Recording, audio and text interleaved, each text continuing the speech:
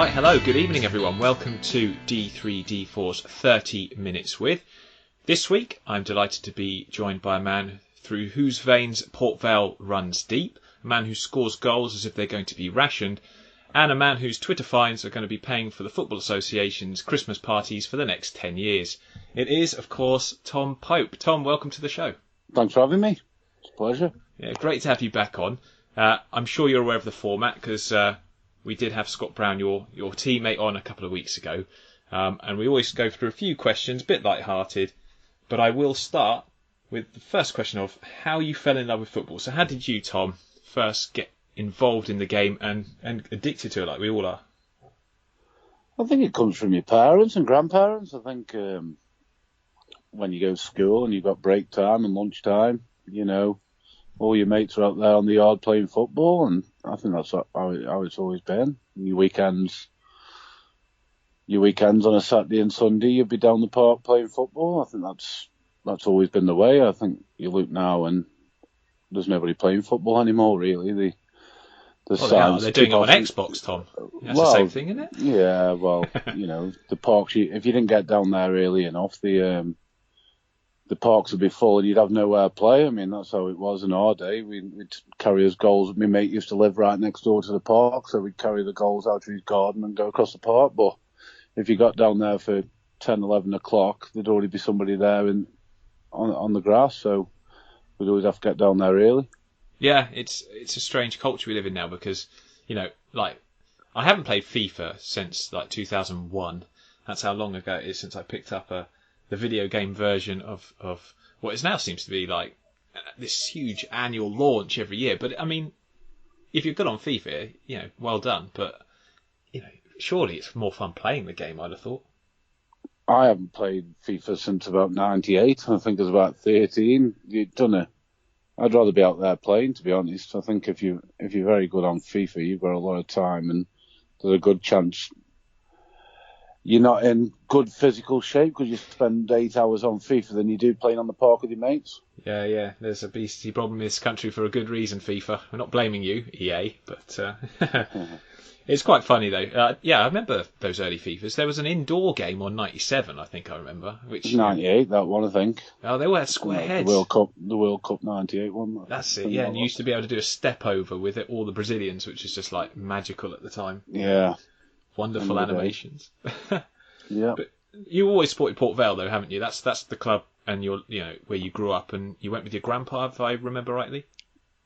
Yeah, that's right. Yeah, and I was too young going with my dad because he used to sit with all the idiots, effing and blinding everywhere. So I'd stand with my granddad when it was standing. That's when it was. My granddad would push me under the turnstile and I'd sit with him and have a flask of coffee with him. Great days. Well, that was the John Rudge era, of course, when you grew up watching them, because I mean he was there for it, not like modern day managers. He was actually there for a considerable period of time and allowed to build something. Yeah, I think he was there about 16, 17 years. I think maybe longer than that. Which if you think of it now Wenger's gone. You can't ever see that happening again. To be honest, there's too much money in football now. There's too much of a rush to succeed.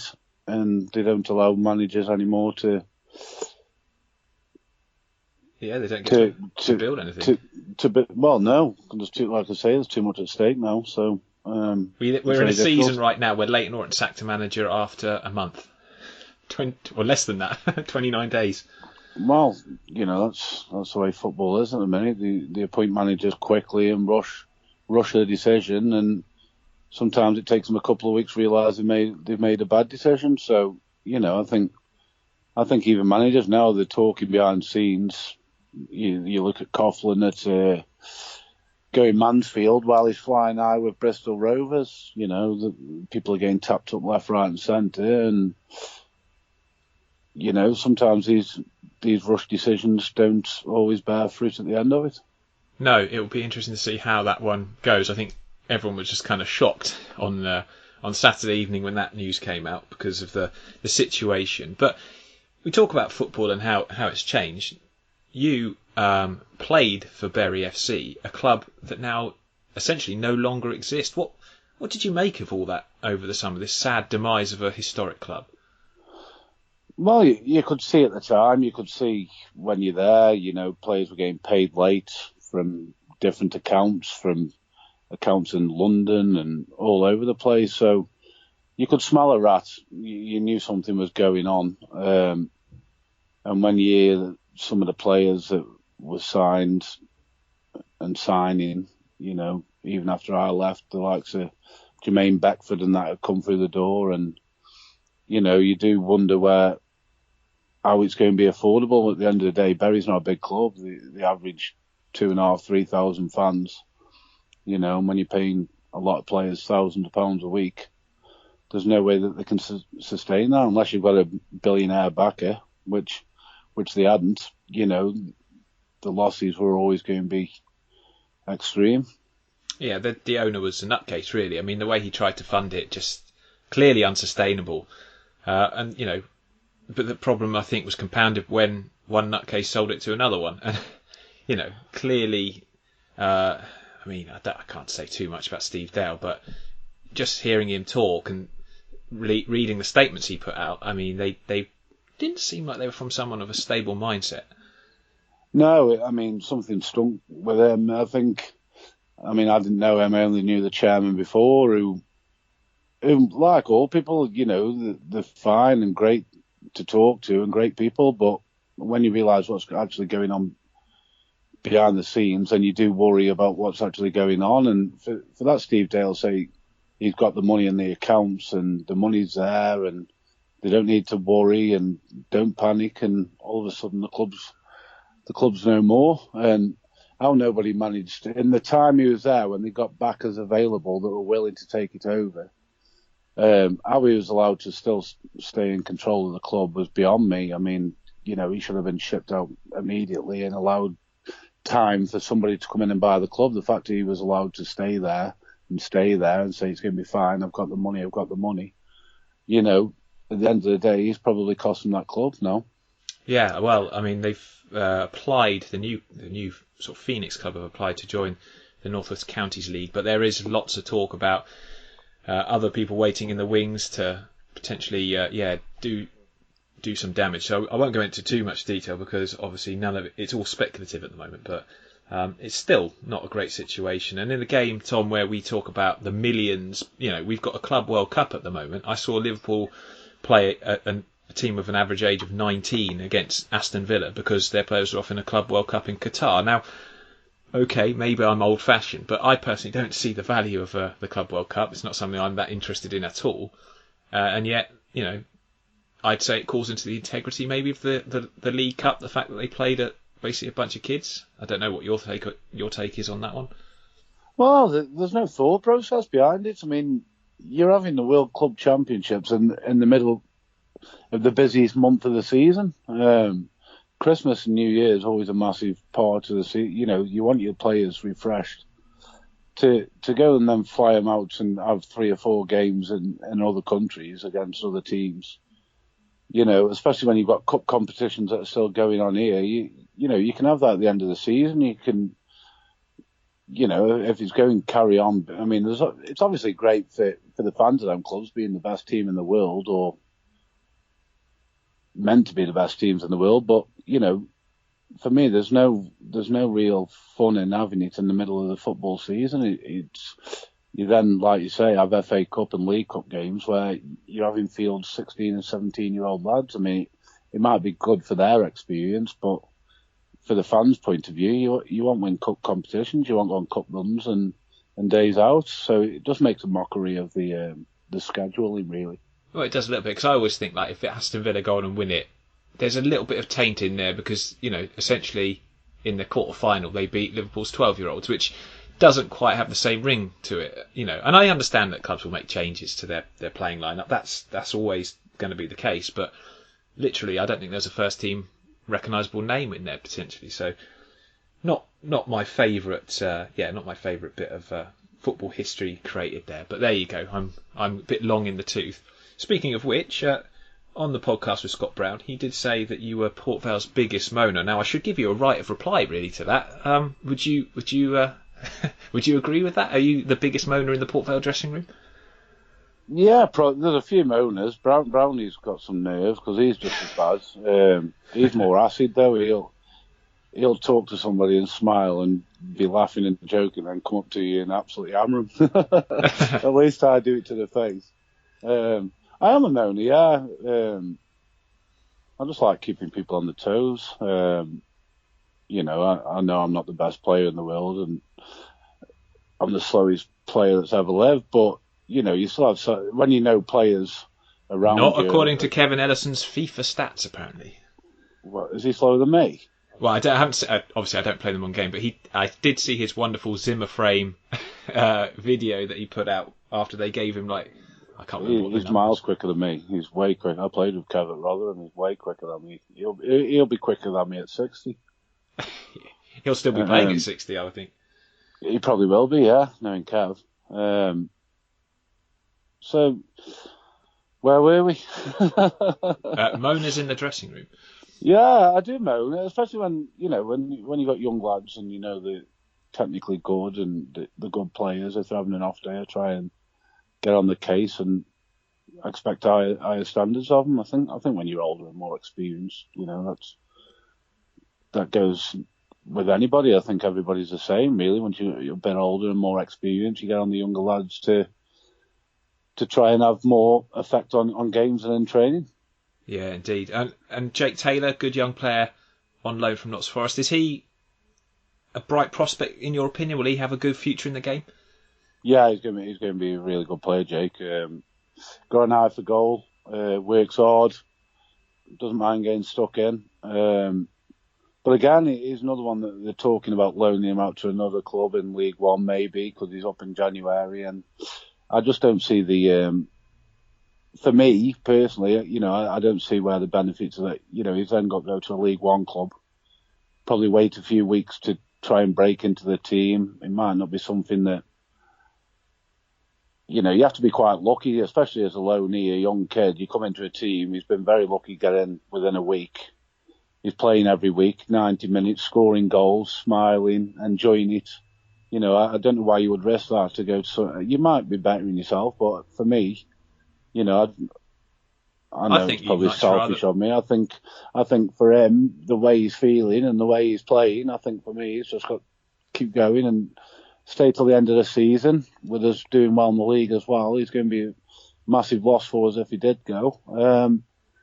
And then if not Forest won't loan him to a League One side or whatever next year, or have him closer to the first team, then fine. But for me, he's doing everything right, and I wouldn't take that away from him. No, I think it's short-sighted, really, because he may not be guaranteed first team place at the League One team he necessarily goes to either.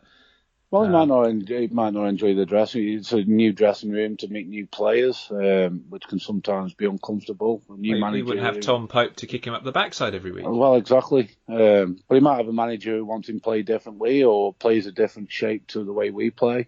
He might not fit the way he tries to play. So there's a lot of ifs and buts. I mean, obviously you want to play at the highest level you can, but for me, with him scoring goals and playing week in and week out and playing well, I don't know why you would upset that to take a gamble on going somewhere else and doing the same. No, well, let's hope he stays, because I saw him. Obviously, I was at the Crewe game where you beat Crewe yet again in the derby. You're doing quite well at doing that, and I thought he played really well. Got the winner. You're against a technically, you could argue a technically better team, a team that are well known for being very technically good, but you arguably should have won that game by more. I would have thought you almost scored apart from a brilliant save from their goalkeeper. Yeah, I mean, I enjoy playing against Crewe. It suits my game down to a T when the football inside, not very physical, and keep the ball, if you get the right balls into me, you can rough them up a little bit. They play the right way. That's not taking anything away from Crewe. It's a former club of mine and I loved it. But they play football the right way and they get the ball down and pass it. But the weaknesses are they're not very physical. And for me, that's how I like to play. You like to rough the centre halves up, bring players into play. And, on the day we were much the better side, really. Yeah, you could have won by more, really. Yeah. Got to speak to. I was lucky enough to speak to John Askey after the game. I think he's done an excellent job. How have you found him since he's come in? He's improved as dramatic. I mean, obviously, I've been in and out the team, and that's not something I've been used to. So it's been quite frustrating, especially when you feel like you should be playing. But he's got us moving with a lot more intensity. We're pressing a lot higher up the pitch, and I think with the players we've got on the squad we've got, because the starting 11 are pretty much what we already had. So there's only been a few additions that have come in now and again, but the majority, apart from David and Mu, have been pretty much players from last year. But whereas start of last year we were sitting in and letting teams have the ball, we're pressing them as soon as the goalkeeper's playing to a centre half. We're pressing a lot higher up the pitch and creating them a lot of problems by doing so. So he's got to take a lot of credit for that. Yeah, and I think Joyce's improved this season as well, because he's getting a lot more of the ball, dictating the play from deeper positions. And I think you've got a good spine there, though, haven't you? I mean, you've got yourself up front, you've got Joyce in midfield, Leon Legg at the back, Nathan Smith has come on, leaps and bounds. Do you think Nathan Smith is capable of playing higher? He does seem a very solid centre back for his age. Nate's one of the best defenders I've played with. He's so aggressive and strong. And he leads into a full sense of security, really. I think the big strikers and the target men play on Nate because he's only 6'1", and you've got Leggy the other side, but he don't give him any change. He's so strong and aggressive. Even me in training, I try and play on Leggy more than Smudger, because you end up in an headlock or your shirt over your head. He's just that strong. But for me, the way football's going now, it's a passing game, and that's not really Smudger's game. Not taking anything away from his passing and distribution, but that's what the part of his game where he probably does struggle more than the championship centre half. Now they're playing and hitting diags and zinging a ball about 40-50 yards. That's not Smudger's game. There's an out-and-out defender. I don't think there's any better in League Two, to be honest. No, I think his stats are amazing. He looks extremely good whenever I've seen him. So the other good thing, of course, about Port Vale this season is you've got new owners. Now, before we talk about new owners, Norman Smurthwaite, was he as nuts as he came across as to those on the outside? Well, I mean, from the fans' point of view, I had a good relationship with Norman, and I think when you're the captain and when players have got a problem or there's some kind of bonus, he always paid the players on time. He always treated us well regarding, if we asked him for money for a hotel for a Christmas do or end of season do, he'd be more than happy to help. But I just think the everyday running of the club, things that he was quite vocal in what he thought, and he'd go out on social media. And I think looking back, that was his biggest problem. I think fans would criticise him, and probably because he's a proud bloke, he'd take the criticism to heart and respond and slaughter him back, which I think, probably as a chairman, he probably realised that was a big mistake, because all of a sudden the fans got on his back and it became difficult then. So, in the end, he was forced out, but obviously we had two, Carol and Kevin, that had come in, who are supporters of the club, who know the area, who know the community, and they've managed to paper over the cracks now and bring everybody back together, which I think we're seeing the benefits of now. Yeah, I think bringing the fans back together is huge, and I think having people who everyone will trust to have the club's best interests at heart, regardless of anything else, they'll be getting a lot of love from the fans, and all the ones I spoke to at the Crew game were very patient, and it's nice to hear that, because fans often demand things straight away now, but the fans at Port Vale seem very content for them to build slowly and just look after the club. So that was a pleasure. Speaking of clubs that are not doing too well, Tom, one that's not too far away from Port Vale, Stoke City, they're not having a very good time of it at all. In fact, I did read your column when you were quite confident that Nathan Jones was going to be a smart appointment for them, and I think he's still a good manager, but he's not the only one who's failed there. It must be a sly smile from you as a Port Vale fan seeing them struggle at the minute. Um, I've got a lot of friends. A lot of my closest mates are Stoke fans. You know, it'd be great if we could manage to get back to the old days where we're playing in the same league and competing against each other and feel them derby days. You never thought in a million years when they were playing in the Premier League that it could actually be quite close to actually happening. I still think they'll get out of it. I still think they'll spend in January. I still think they'll bring in a lot more players because they've got to. The risk of them going down into League One's unthinkable. Yeah, it's crazy. I mean, they've got £50 million wage budget or bill or something like that. It was one of the highest probably the highest in the Championship, I think. Well, yeah, but if you not being disrespectful, the money they're paying for players, really, you don't really see many standout perform. I mean, I know Joe Allen over the last few years has been a different class for him, but he's really struggled the last 18 months. Speaking to the Stoke fans, he's really struggled, and he's the one player that really had that little bit of quality. Players like Tom Ince are on good money, and on his day he's unplayable. But I think when the rot sets in, at any football club, when you're struggling, we've had it the last couple of years where you get after a bad start and you're losing games of football.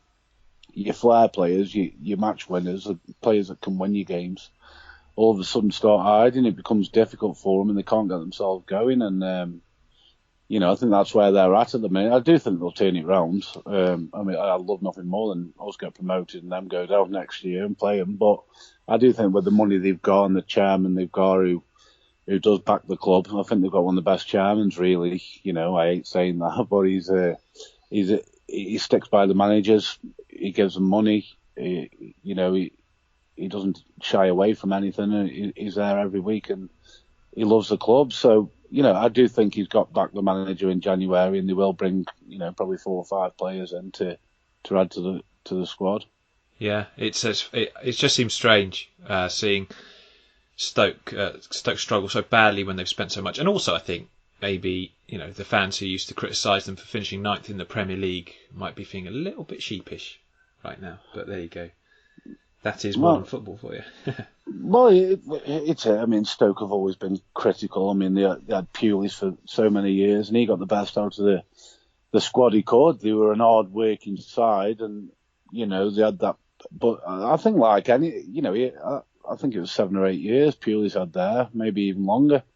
And I think, like anything, you get bored of the same things. You want to change. The fans wanted to change.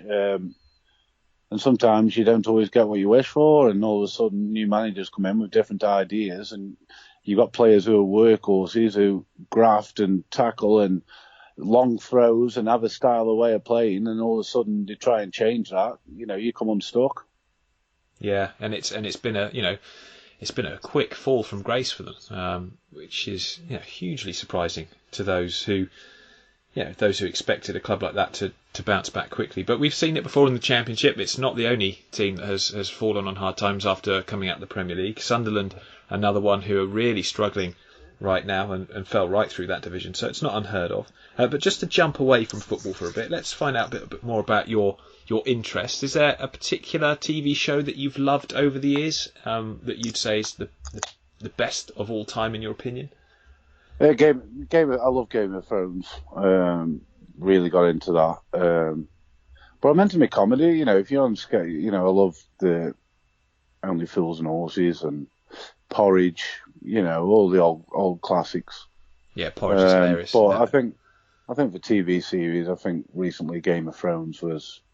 I wasn't happy with the ending and the way it finished. It seemed a bit rushed to me. But I've never seen a series.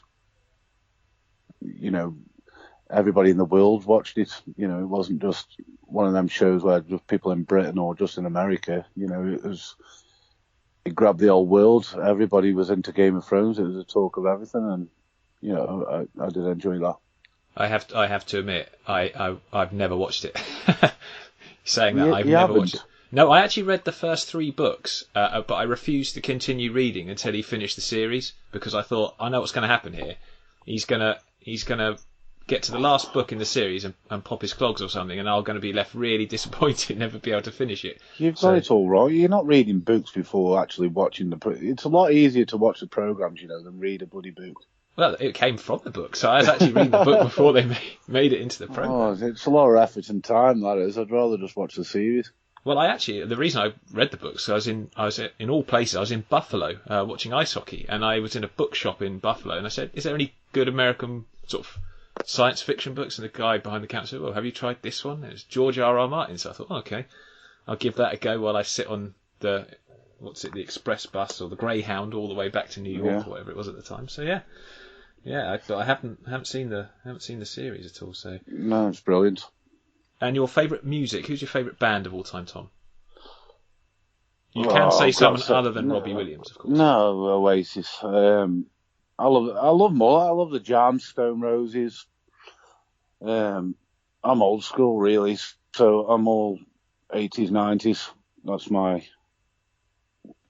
You've got the same taste as me, by the I don't think I've ever bought a CD or listened to anything after the 90s. Really, it's all gone downhill. A bit like football. We sound like a pair of old men on here. Yeah, that's it. That's fine. That's the best. In my day, the music was better, the football was better, and comedy was a lot better. There we go. Twitter, Tom, you're no stranger to it. Been in a bit of trouble, of course, well publicised. Do you find it hard to be restrained on that particular social media platform? Yeah, I do. It's got me in a lot of trouble. Yeah, a little bit. But I think for me, if you're going to go out your way to abuse people, you've got to be prepared to take a bit back. I just like having the crack and having a laugh, and I think if you can have a laugh on social media, it's the way the world is at the minute. I'm sick and tired of all the negativity and all the crap. If somebody's going to go out the way to abuse me, I do like to give a little bit back. I mean, sometimes I'm a bit close to the bone and go too far, but I think it's ridiculous. I've never abused anybody. I wouldn't go out my way to just abuse some random person for the sake of it. It's normally after they've gone out their way to abuse me. So it's just very difficult. You find yourself, because of your occupation and what you do for a job, you end up getting fined and punished, whereas these people are walking around freely, allowing themselves to keep creating different accounts to go out the way to abuse people, and it's a bit harsh, to be honest. Yeah, but for the rest of us, as Kevin Ellison once said, absolutely the best entertainment on Twitter is Tom Pope. So there we go. Speaking of entertainment on Twitter, that save from Ansi Arskala yesterday. Wow, that was unbelievable. It's probably the best I've seen. When you're watching it live, I just thought, what the hell's just happened? But it was one of the best. Somebody said Siemens against Pesky Solido was bad. I disagree. I think he's a full stretch, jumping backwards, tip that on the post. It's just people are arguing that he'd gone in. I don't care. If it had gone in, the goal would have been given. It hadn't gone in. If he hadn't saved it, it would have gone in. It would have been a goal. So it's still a save. People go, how can it be a save when it's gone in? Well, it stopped it from going, and the goal wasn't given. So of course it's a bloody save. Well, exactly, and to be honest, I'm so glad VAR didn't exist, because it would have robbed him of the best save ever in the existence of humankind. To be fair, though, if you look, there's about 3 or 4 different angles. 2 of them look like it's on the line, and 2 of them look like it's over. So you couldn't categorically say that it definitely went over the line. But for me, it's just an absolute ridiculous save. Yeah, unbelievable, absolutely brilliant. Coming to the end of the pod, I'm going to ask you, retirement for a footballer is always considered to be quite a difficult transition. Is it something you're worried about? Are you afraid of retiring? Is it something you've got any concerns about? No, not at all. I'm quite content, really. All my mates work for a living.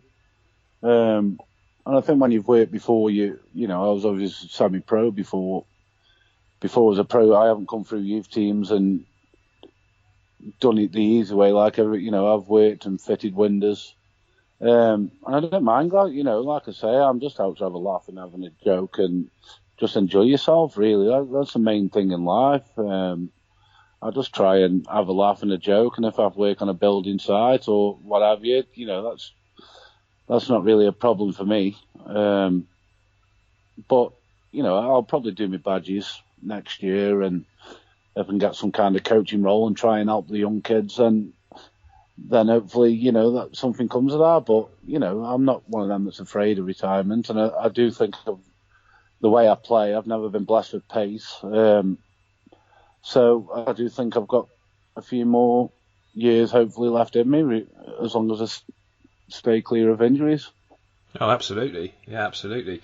I mean, speaking of you potentially becoming a manager, is there any particular manager in the history of the game that you admire more than any other?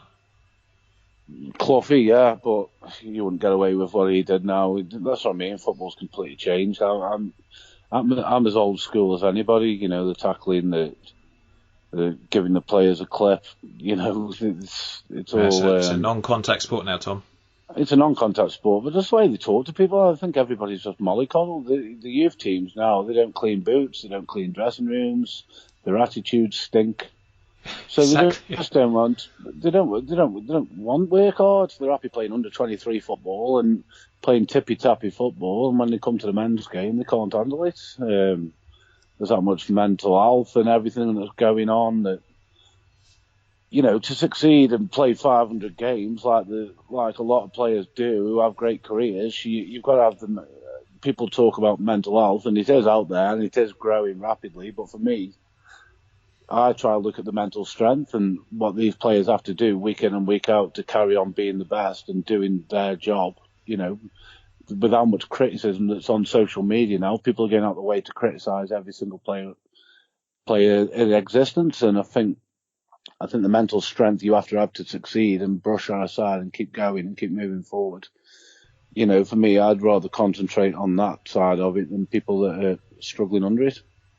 Yeah, indeed. Yeah, I don't like the negativity. That I suppose social media has kind of encouraged it in some ways, but part of the reason I started D3D4 is there was just lack of appreciation how good you have to be a footballer, even in the 4th division, because you have to be a top professional to make it these days. So, anyway. you do when you're playing in the 4th tier, and you have done for 12, 13 years. Players like Leon Legg and myself and Joycey, just naming players at our club. Players drift out the game. You see with Premier League players or Championship players, they come down, and within 4 or 5 years, they're gone out of the game. Whereas if you're maintaining that level for 10, 12 years, then it's commendable to reach that, because you're only one league away from non-league. So to stay at that level and maintain that, is a credit to players that go on to achieve them kind of numbers. Yeah, absolutely. And in fact, if people don't really think how that players in the 4th tier are any good, I urge you to actually go and watch some real football, because they're tremendous. My final question to you, Tom, as we're pretty much out of time, is where do you see yourself in 10 years?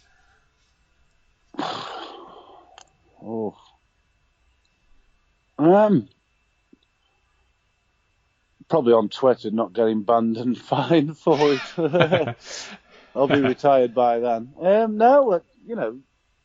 Hopefully I'll be coaching and trying, if not at Vale, then around the Stoke area. This is my home. If I can help set up an academy or help some young players that have maybe fallen out of love of the game, maybe, struggling a little bit, to try and help them get their feet back on and put a smile on the faces. That's what you want to try and do. You want to try and help others. That's something that I've always tried to do. I know I'm the biggest moaner and I get on players' cases all the time, but I also try and encourage and try and improve and help people as well. And I think for me, like you say, with how much negativity is on social media and in the world, you want to try and be happy and put a smile on faces as well. So hopefully I'm coaching or still in football in 10 years' time, but like I say, you don't know what's going to happen between now and then. Indeed. But Tom, it's been an absolute pleasure speaking to you again. Thank you so much for agreeing to join me this evening. I hope you've enjoyed it. Yeah, I've loved it. Top man. Excellent. Thank you for listening to this. Thank you for getting D3D4 and continuing to support it, getting off the ground. I really appreciate all the support and follows we get on Twitter. Please give this a retweet. And we'll be back for our normal podcast this coming weekend. Until then, though, everyone, Goodbye.